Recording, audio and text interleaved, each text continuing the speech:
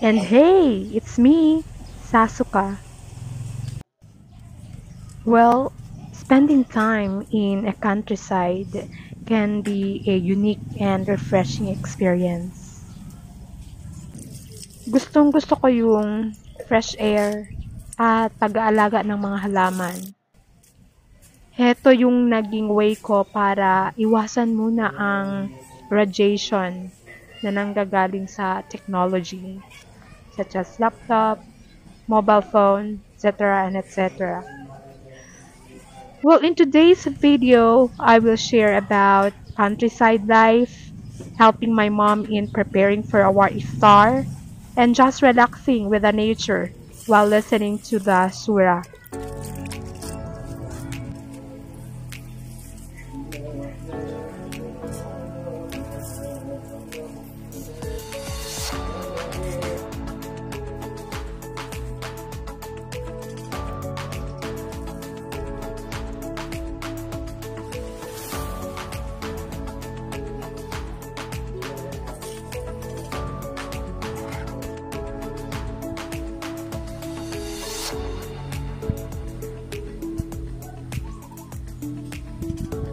Ayun. Well, parte na rin ng aking life ang isda, guys. Binili ko to kanina sa market and linisan lang natin.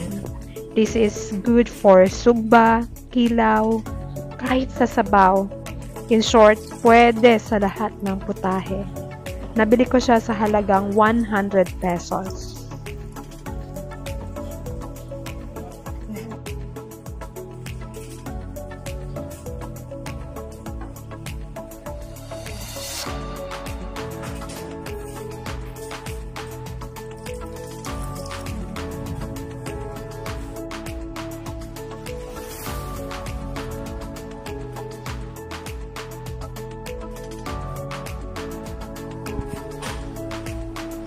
And now, it's time to chill with our cat. Nilalaro ko siya for stress reliever purpose. Hindi talaga ako yung nag-aalaga completely kasi pamangkin ko talaga yung owner nito. Bale, when I come here, nilalaro ko yung cat. Ang tanggal lang ng stress. Si cat para sa akin ay, hindi naman talaga mahilig sa cat. But then, if there are some me time, or yung gusto mo lang mag-release ng stress, so nilalaro-laro ko siya. And bagong panganak yan, guys. So may nadagdag na naman sa amin na bagong pusa.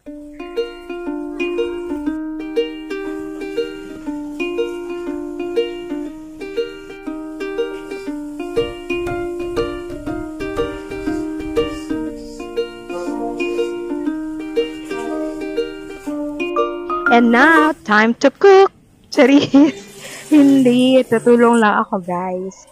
Hindi ko alam kung ano ba ang gagawin namin. Hotcake ba or something? Pero sige, tawagin na lang nating pacham. Banana mix with flour, added sugar, and etc. etc. So, tingnan na lang natin kung ano yung kalabasan.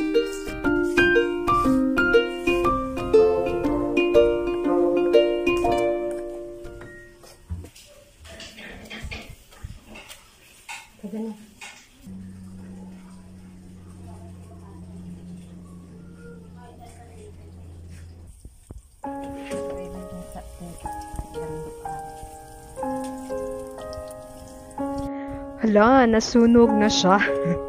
Naparami ata ang charcoal.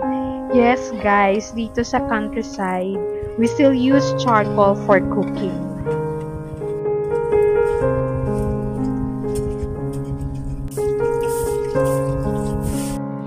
At ngayon, it's time para magmuni-muni naman kasama ang mga puno at kalikasan habang nakikinig ako sa mga sura, especially yung Surah Rahman.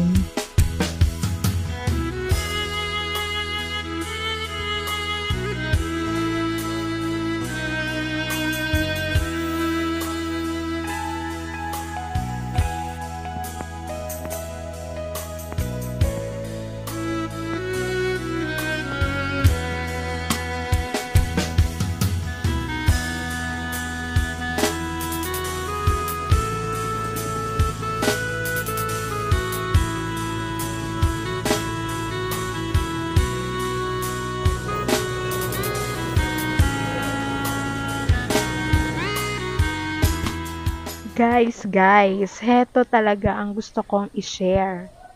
Tandaan nyo, the key to enjoying your time in a remote place is to embrace the surroundings and find joy in the simple things. Again, this is Sasuka, not an expert, but just want to share.